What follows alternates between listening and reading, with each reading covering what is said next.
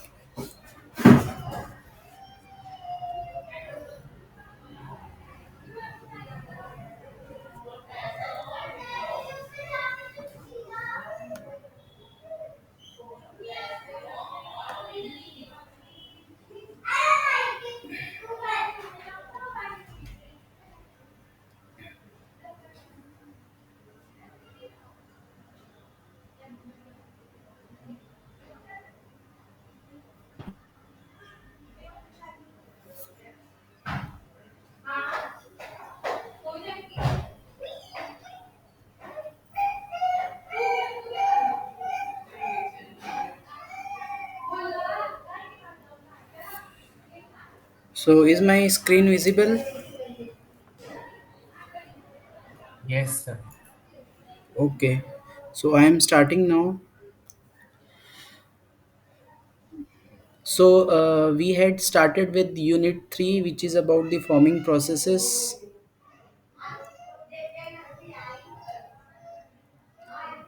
which is about forming processes. The uh, the forming processes were divided into two parts.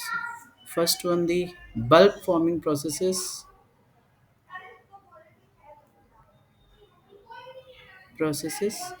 which included the processes where the reduction or change in the shape or dimensions of the bodies is very large.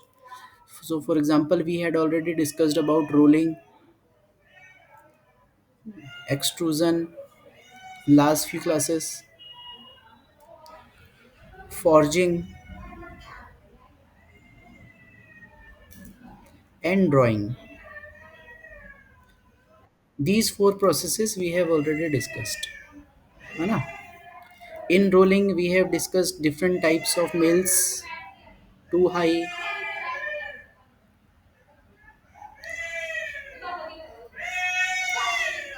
three high,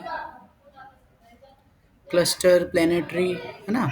All these we have आपकी visible discussed. नहीं है Then in extrusion process we have discussed direct extrusion. Sir. Yes, yes. Sir आप screen share कर रहे हैं क्या? हाँ, screen मैंने शेयर किया है बच्चे, देख नहीं रहा? No sir. Let me again share it.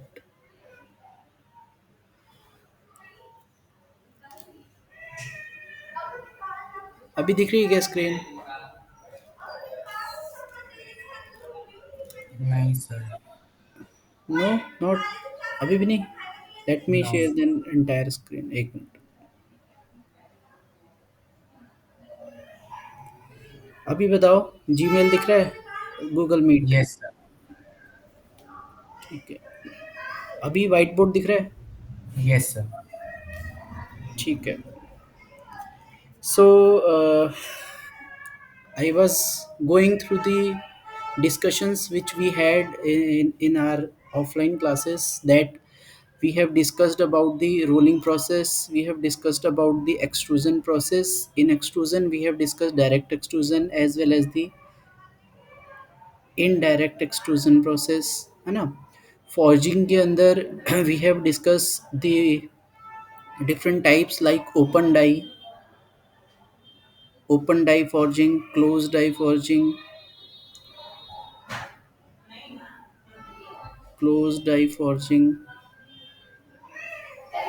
है ना? Impressionless forging. And then we had discussed the drawing process like tube drawing,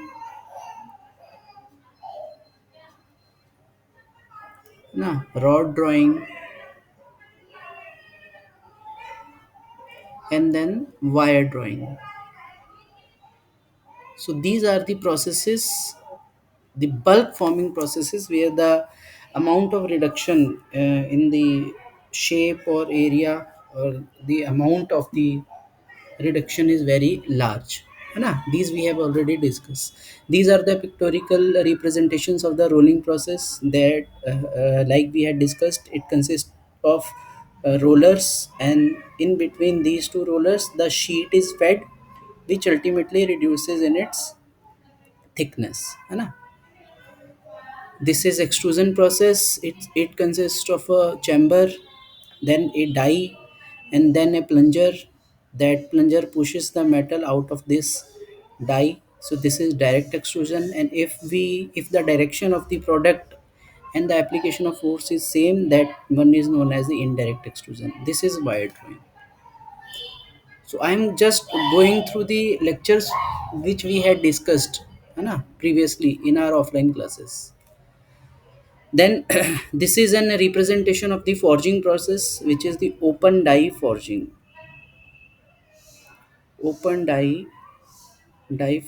process, where the metal is compressed. As we have discussed, this forging means the amount of the nature of force will be compressive. Okay, so here in the first step, this workpiece raw material is being compressed between two dies, है ना? The one die is fixed, another one is movable. So as the above one, the die number one will move downwards, it will compress the metal. You can say that its length is being changed now. Initially it was d naught, now it is d, and ultimately it is df. So this metal is being compressed if between two flat dies. Then this type of forging is known as the open die forging. Here there is one limitation, that this face of the workpiece, the dimension of this face of the workpiece is controlled by these two dies, but the dimension of these flat surfaces are open to air, है ना?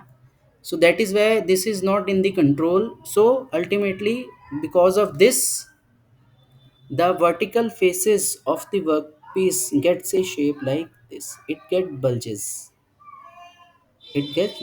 and gets a shape like this, a barrel shape, which is not required. है ना? This was not the objective. Objective was to get a shape like this, but because of this barreling effect, we are getting a shape like this. Then we have to machine it in order to get the required dimension. We need to cut these extra barrels. So this is open die forging. This is the closed die forging. That limitation of the barreling is being rectified in the closed die forging. This is the closed die forging. You can see that the metal is being compressed between two closed dies. Dies are not flat, है ना? These are the spaces. So this metal is being compressed between these two dies which are closed. So when the above die will come toward the lower one, and when it matches, it will completely takes the shape of the die. Okay, this is the closed die forging. There is not much machining required after the closed die process. This we have discussed yesterday. Now the to move these upper dies, since this die is fixed, only this one is moving. To move this die or to apply forces on the workpiece surfaces, we need to have the hammers. Okay, we use the hammers. So hammers are operated to apply the forces on the workpiece surfaces. So this is one type of hammer which is known as the drop hammer. This is known as the drop hammer. Drop hammer. Here you can see that this is the hammer which is connected with this rod, and when the requirement comes, this hammer drops on the lower anvil. Here the workpiece is placed. So this is drop hammer. You can see it like this, its front view. This is the hammer which is connected with, say, two rollers like this. This is the lower die or the anvil. Lower die is also known as the anvil, or the flat surface on which the workpiece is placed. Let this is the workpiece which is to be compressed, which is to be deformed. So this this hammer will fall down because of the its own weight, that is gravity, and supplies the impact energy from it to workpiece surface, which ultimately lead to deform the workpiece. So this is known as the drop hammer. It could be controlled by gravity or by power also. Okay. Next type of hammers, we call them as the presses. We call them as the presses. So in case of these presses, what we have the same hammer. This is the hammer. This is the hammer. Now, rather than the gravity, the movement of this hammer is controlled by some mechanical means or by some hydraulic means or some pneumatic means. For example, if I take the case of hydraulic or pneumatic, so this portion of the hammer will be closed. Here we will use a plunger. A plunger will be used. There will be some opening here and there will be some opening here. Okay, so when this hammer need to move downward, so the pneumatic or hydraulic fluid will be passed in this area. Because of that fluid, this plunger will push the hammer downward. And based on the pressure on which the fluid, air or some liquid hydraulic fluid is passed, the movement or the motion of this hammer depends on that, the amount of pressure.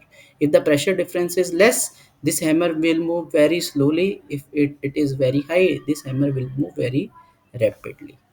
Okay, so this is the hydraulic hammer. So these are the two types of hammers which we need to discuss. This is an example of the rod drawing, how to draw the rod. So this is the main component which is known as the die. This is known as the draw die, and this is the tube whose diameter is to be reduced. So initially its diameter was d naught. I have to reduce it to df. So I have to pass it through a die which has a diameter of df. So when it will pass through this die, ultimately we will get the diameter of as df. This we have already discussed in yesterday's class.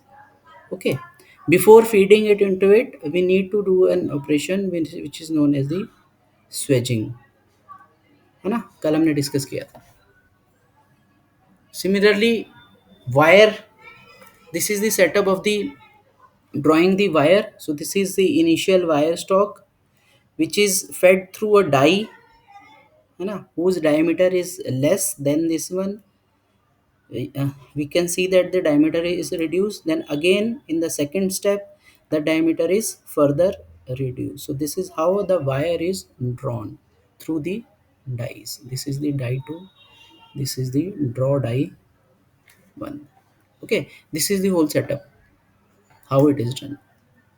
Then in the last, we had discussed about the tube drawing process. Similarly, like the rod drawing, this is the rod drawing which we had discussed. We can also draw the tube, but the issue is that tube has two diameters. This rod has only one diameter, na? But this tube has two diameters, inner diameter as well as the outer diameter. So to counter this, to maintain both the diameters, the outer diameter is maintained by the die, but this inner diameter will not be maintained by the die. To maintain it, we need to have a another equipment which is known as the mandrel. So this is the mandrel which is placed in between the die and the tube surface. So whatever be the diameter of this mandrel, that will be achieved in the as the inner diameter of the tube. Okay, so this is known as the mental. Okay, चलो इतना जो हमने अभी मैंने discuss किया, that we have already discussed in our offline classes. Now bulk forming processes हो गए। Now we are starting with the second part of the unit, that is the sheet metal working. Sheet metal working, अभी तक हम we were discussing with bulk amount of materials, है ना, like rod, rod की बात कर रहे थे हम, है ना, बिलेट की बात की थी हमने एक्सट्रूजन के दौरान, ठीक है, ट्यूब की बात कर रहे हैं हम। Okay, so these all are the bulk material remove material deformation process, materials, raw materials. Okay, now if we work on some sheet, अगर आप किसी प्लेन शीट के ऊपर काम कर रहे हैं तो वो सारे प्रोसेसेस आएंगे under the heading of the sheet metal working processes, है ना। शीट मेटल के मटेरियल क्या क्या हो सकते हैं, what are the possible materials of the sheet metals, कोई बताएगा मुझे, what are the possible materials of the sheet metal. किस किस मटेरियल का क्या शीट आपने देखा है या इक्विपमेंट्स आपने देखे हैं। Sir even, aluminium and tin. हाँ, एल्यूमिनियम का शीट आप देखते हैं, yes, aluminium can be used as a sheet material. फिर घर पे आपके यूटेंसिल्स हैं, those are of stainless steel, है ना, स्टेनलेस स्टील। आपने कॉपर के भी बॉटल्स और ये सब देखे होंगे, तो that is also a kind of, ठीक है। So these all are the material, ferrous. So these are all are the materials of the sheet, huh, which are used to make the useful product. Which are used to make the useful products. Products you have already seen utensils, sheets के product आपने देखे होंगे, utensils देखे हैं, और क्या देखे हैं कि आपने cans देखे होंगे, Pepsi can and all that, है ना। टिन देखे होंगे, टिन जो हमारे वो कैनिस्टर आते हैं, ठीक है ना। डेकोरेटिव आइटम्स देखे होंगे, है ना, वो सब, अब वो सब शीट्स से बनते हैं। किस तरीके से बनते हैं, क्या क्या प्रोसेस है उसका, वो अभी हम देखते हैं, ठीक है। चलो, शीट अब आपके दिमाग में क्लियर हो गया कि she what is a sheet and how it can be use to make the different type of objects, ठीक है ना। अब नेक्स्ट करते हैं हम,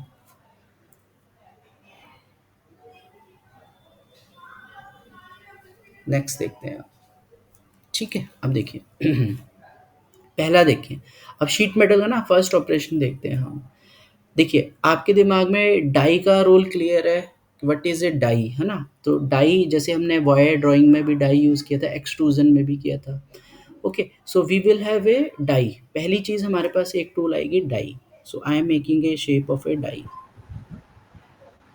late this is the shape of a die. ये एक डाई का शेप है, बहुत ध्यान से देखेंगे इस प्रोसेस को हम। This is a die. क्या डाई हमें समझ आ रहा है, व्हाट इज ए डाई। मैं थोड़ा 3D में बनाने की कोशिश करूं।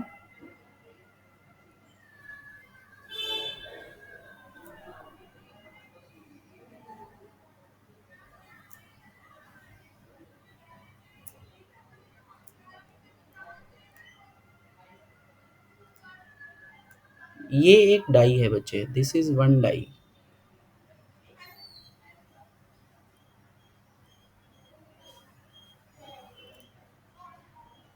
ठीक है।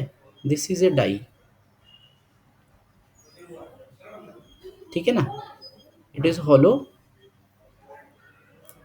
ये हिस्सा इसका हॉलो है, and it is a die. ये डाई क्लियर हो रही है क्या हमें। Die is like a solid, एक सॉलिड स्ट्रक्चर ले लो इस तरीके का, और उस सॉलिड स्ट्रक्चर के अंदर you have done a hole, एक होल बना रखा है आपने। This is a die. Die clear हो रही है क्या हमें, डाई क्लियर है, यस सर। यस ठीक है ना, सर। समझ आ रहा है ना व्हाट इज ए डाई, ठीक है। अब देखिए, अब मैं इसका डाई का फ्रंट व्यू बनाता हूँ सिर्फ। Let me make the front view of this die only, ठीक है।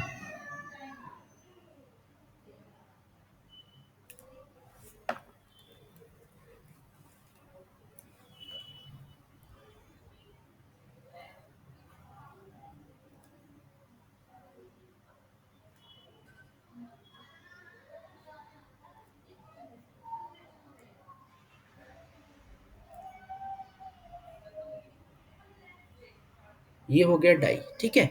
इसी तरीके से डाई के साथ साथ एक अब मैंने बनाया पंच, एक मैंने पंच बनाया यहाँ पे।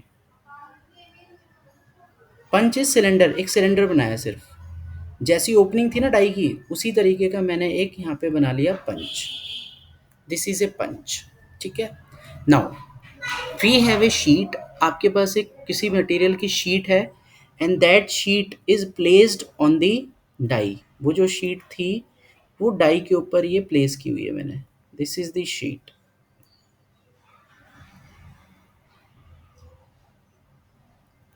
This is the sheet,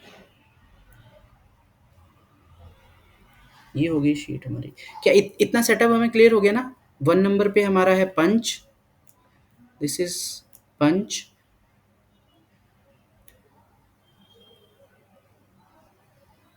this is die and this is the sheet, ये है हमारी शीट, ठीक है। This sheet is gripped from here, यहां से मैंने ग्रिप कर रखा है इसको, ठीक है। ओके, अब देखेंगे क्या होगा। Now when this punch, now this punch will move toward the sheet. अब ये पंच क्या कर रहा है, ये शीट की तरफ ये मूव कर रहा है इस तरीके से। मुझे नहीं पता ये कट करके कैसे मूव करूं मैं इसको, but this is moving toward the sheet, this green punch, ठीक है। अब देखिए जैसे जैसे ये पंच जो है वो नीचे जाएगा, यहाँ पे क्या मिल रहा है, there is some clearance between the diameter of the this die and this punch, there is some clearance C, है ना। यहाँ पे भी क्लियरेंस है और यहाँ पे भी कुछ क्लियरेंस है, देखिए यहाँ पे C क्लियरेंस है दोनों के बीच। तो जब ये पंच नीचे जाएगा तो ये क्या करेगा, when this punch will move downward, ये शीट के साथ यहाँ पे स्ट्राइक करेगा and will cut this sheet. ये शीट यहाँ से पकड़ी हुई है ना मैंने, इधर से तो पकड़ी हुई है एंड से, तो ये जैसे ही पंच नीचे जाएगा ये क्या करेगा, इस शीट को, जो रेड कलर की शीट है, इसको ये कट कर देगा, है ना। और कट करने से जो शीट है उसका एक हिस्सा वो कट होके बाहर निकल जाएगा, ये बाहर निकल जाएगा, ठीक है ना। लेट दिस इज ए। तो ए को जब आप टॉप से देखोगे तो आपके पास ए इस तरीके का एक सिलेंड्रिकल पीस उस शीट में से कट होके बाहर आ जाएगा, और जो बी जो शीट रिमेनिंग रह जाएगी वो आपको कुछ इस तरीके की दिखेगी। This is the sheet and उस शीट के अंदर आपको दिखेगा ये होल,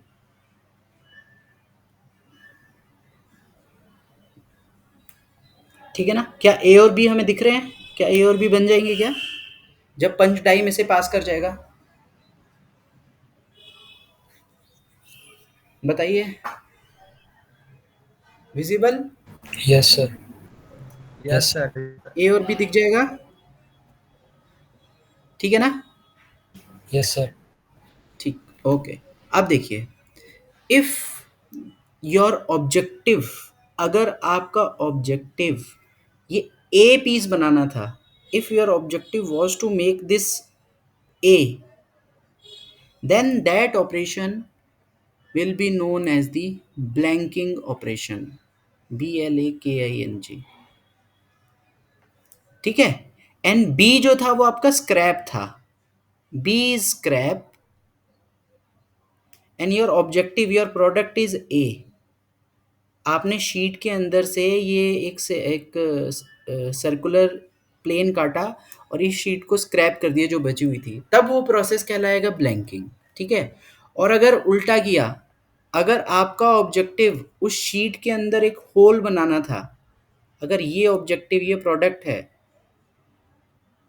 और होल बनने के बाद ये जो बचा हुआ पार्ट था ये स्क्रैप है अगर, तो that type of operation is known as the punching operation, उसको हम बोलेंगे पंचिंग ऑपरेशन।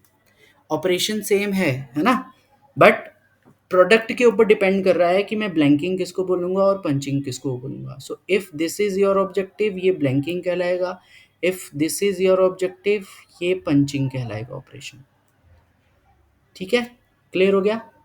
अब देखिए तीसरा ऑपरेशन देखिए इसमें, अगर इसी पंच में ये जो हमारे पास बच्चे यहाँ पे पंच है, if you closely look at this punch, अगर आप इस पंच को थोड़ा ध्यान से देखेंगे, ठीक है, तो ये वाला जो एरिया है पंच का, this portion of the punch यहाँ पे और यहाँ पे, you can see it that the edges of the punch are sharp. और अगर मैं इस पंच को कुछ इस तरीके से बना दूं, अगर पंच को मैं कुछ इस तरीके से बनाऊं, दोनों को कंपेयर करेंगे आप, ये है पंच,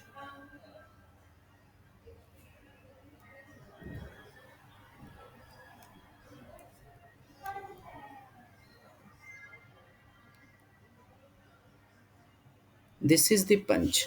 अगर ये है पंच हमारा, ये क्या फ़र्क है बच्चे इस पंच में और जो पंच अभी हमने बनाया था, मान लो नंबर 2 पंच है और ये नंबर 1 पंच है, दोनों पंच में क्या डिफरेंस आपको दिख रहा है? जो एजेस हैं इसके, वो वहाँ पे कर्व है, देयर इज कर्व, है ना, यहाँ पे थोड़ा सा कर्व आ गया है उस एज पे। अब देखिए सेम प्रोसेस करते हैं हम, यहाँ पे डाई ले लेते हैं अब हम, दिस इज द डाई, ये हो गई हमारी die, and this is the sheet. वहाँ पे अब मैंने ले लिया ये शीट, उसी तरीके से जो शीट था that is being gripped at the ends, यहाँ से ग्रिप किया हुआ है।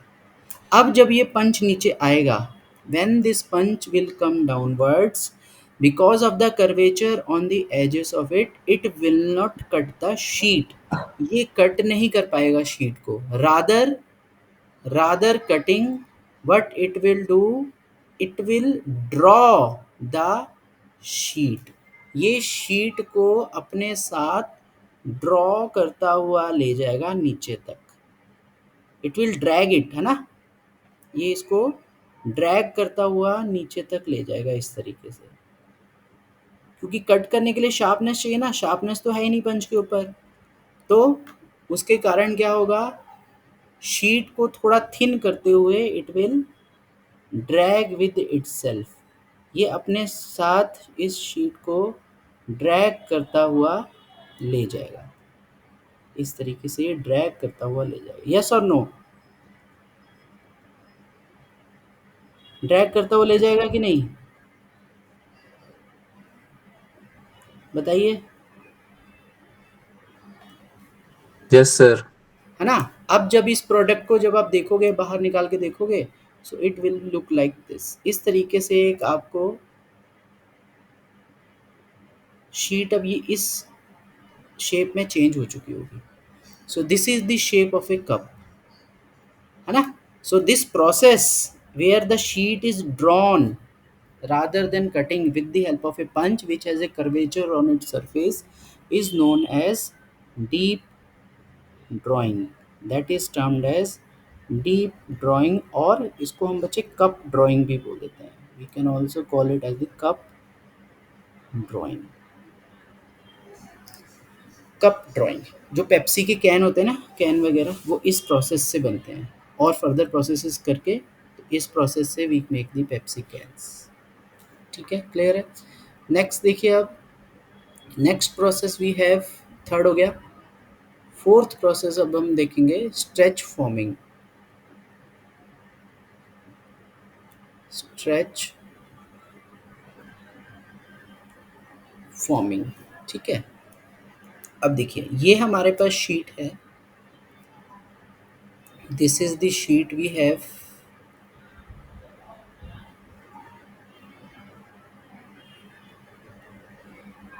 ये हमारे पास शीट है,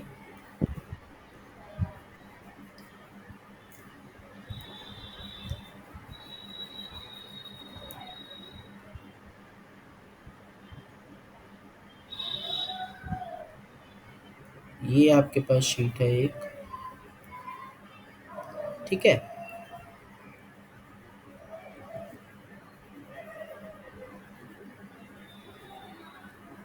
ये शीट है।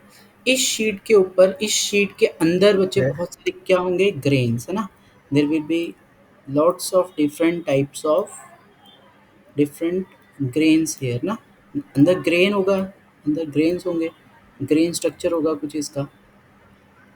ठीक है। अब बच्चे, अब अगर मैं आपको बोलूं that you have to apply some tensile force on that sheet, इस शीट के ऊपर आप कुछ फोर्स लगा के यू आर स्ट्रेचिंग इट, है ना, यू आर स्ट्रेचिंग इट, आपने इसको स्ट्रेच किया। तो स्ट्रेच करने से क्या होगा, the grains of the sheet may get break during that stretching, है ना। वो परमानेंटली ब्रेक हो सकते हैं या एक ऐसी कंडीशन में आ जाएंगे कि वो परमानेंटली ब्रेक हो जाएं आगे जाके, है ना। अब ये शीट जो है that is in stretched condition.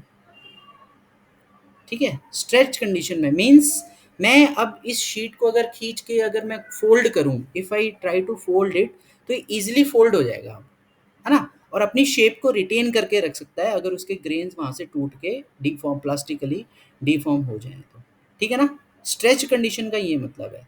अब इसी स्ट्रेच कंडीशंस पे मैंने क्या किया, एक सरफेस लिया जो कुछ इस तरीके का है। I have taken a surface, शायद यहाँ पे बना भी हुआ था कहीं।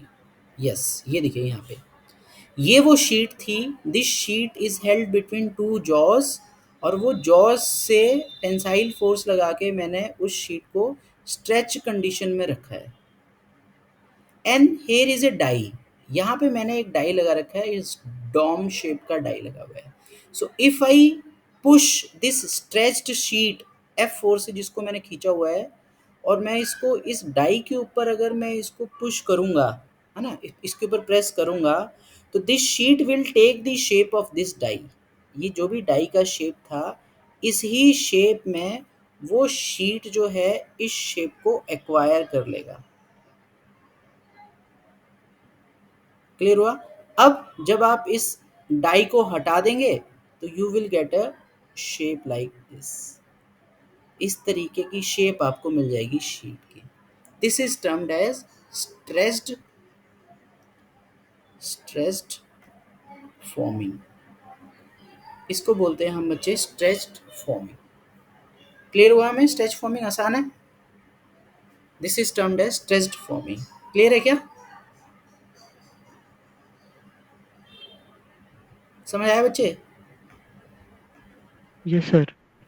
ठीक है। Yes, sir. इसी तरीके, ओके यस सर, बच्चे, यस सर। इसी तरीके से फिफ्थ प्रोसेस होता है जिसका नाम है स्पिनिंग। फोर्थ हो गया स्ट्रेच फॉर्मिंग, फिफ्थ प्रोसेस हो गया स्पिनिंग। अब स्पिनिंग में हम क्या करते हैं, नेक्स्ट ले लेता हूँ।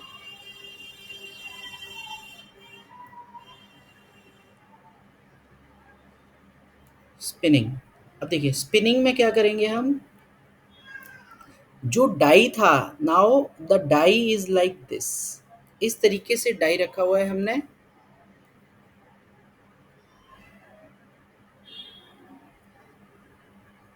ये है डाई हमारा, this is place like this. अब मुझे जो शीट को इस फॉर्म में बेंड करना है, just like the stretch forming जैसे था। This is the sheet. देखिए स्पिनिंग में क्या करेंगे हम, इस डाई को, ओ इस शीट को, रेड कलर की शीट है, I will place on the die, मैं ऐसे डाई के ऊपर प्लेस करूंगा एंड रोटेट दिस डाई। इस डाई को मैं क्या करूंगा बच्चे, अब मैं रोटेट कर रहा हूँ, तो डाई रोटेट हो रहा है तो this sheet will also rotate, है ना। फिर दूसरा इक्विपमेंट मैं यूज करूंगा which is termed as the form tool. यहाँ पे मैंने एक लगाया फॉर्म टूल। अब इस फॉर्म टूल को मैं इस डायरेक्शन में मूव करूंगा। अब ये शीट तो घूम रही है बच्चे, और जैसे जैसे ये जो फॉर्म टूल है इस शीट के साथ कांटेक्ट करेगा, it will try to push it, है ना, ये इसको पुश करेगा। और जैसे जैसे ये फॉर्म टूल आगे बढ़ता चले जाएगा और इसको पुश करता चले जाएगा, तो वो जो हमारी शीट थी, that sheet will take the shape of the dome, वो डॉम की शेप लेती चले जाएगी जैसे जैसे मैं आगे चला जाऊंगा। जब टूल यहाँ पे आ जाएगा उस समय पे ये पूरी शीट जो है वो बेंड होके इस डॉम के ऊपर आ चुकी होगी। फिर मैं डॉम को रिलीज कर दूंगा, so we will get a sheet shape of sheet like this. ठीक है, this is known as metal spinning. अब स्पिनिंग का मतलब मैं डॉम जो हमारा डाई है उसको स्पिन करके वो शेप को एक्वायर कर रहा हूँ। देखो ये स्पिन होने से क्या होगा, सेंट्रीफ्यूगल फोर्स प्रोड्यूस होगा ना, उस सेंट्रीफ्यूगल फोर्स से ये शीट स्ट्रेच हो जाएगी just like the previous one. इसमें मैं इंटेंशनली स्ट्रेच कर रहा था, उसको खींच रहा था, यहाँ पे वो जो फोर्स है वो स्पिनिंग से जनरेट हो रहा होगा और फिर हमने उस जस्ट स्ट्रेच शीट को पुश कर दिया, so it will take the shape of this dome ultimately. So this is termed as the metal spinning. ठीक है बच्चे, नेक्स्ट प्रोसेस है हमारा बेंडिंग। नेक्स्ट प्रोसेस होता है बच्चे हमारा bending. Just like all these processes we have the bending also. मान लीजिए आपने किसी शीट को बेंड करना है वी वी शेप में, तो जिस भी शेप में बेंड करना है बच्चे, पहले उस शेप का क्या ले लेंगे हम, एक डाई, और उसके कॉम्प्लीमेंट्री शेप का हम ले लेंगे एक पंच। ये हो गया punch, this is the die. Sheet जो मुझे बेंड करना है that is placed here, then this punch will move forward, और जब ये पंच नीचे आ जाएगा so it will bend that sheet. इस शीट को वो वी जो भी शेप था उस शेप में वो बेंड कर देगा, है ना। एजिस से बेंड करना है वो हमने फर्स्ट क्लास में देखा ही था। This is the shape of the die, और एनविल, एनविल भी बोल देते हैं बच्चे, ANVIL, फ्लैट सरफेस को। तो here the sheet is placed, here the punch is placed, this punch will move downward, तो जब ये डाउनवर्ड मूव करेगा it will take the shape of the anvil. तो वो जो शीट रहेगा हमारा that will get bend like this, that will get bend like this, ये बेंड हो जाएगा। इनिशियली ये था, फाइनली ये था। दिस इज टर्म्ड एज बच्चे बेंडिंग। ठीक है, next we have the perforation. Perforation या perforating, perforating is nothing but this is the sheet, so when one hole is created on its surface, इसको मैं क्या बोल रहा था बच्चे, होल होल प्रोड्यूस करने के प्रोसेस को हमने क्या पढ़ा था, व्हाट इज द नेम, जब शीट के ऊपर होल चाहिए, Sir, punching process. पंचिंग, ये वाला ना। तो when number of punches are produced on the sheet, जब शीट के ऊपर नंबर ऑफ पंच अगर आपने प्रोड्यूस कर दिए, एक शीट के ऊपर बहुत सारे पंच जब आपने प्रोड्यूस कर दिए, that process is known as the perforation. उस प्रोसेस को हम कहते हैं perforation, that is termed as the perforation. ठीक है, क्लियर। तो ये कुछ 6-7 प्रोसेसेस हैं which are related with the sheet metal work, है ना।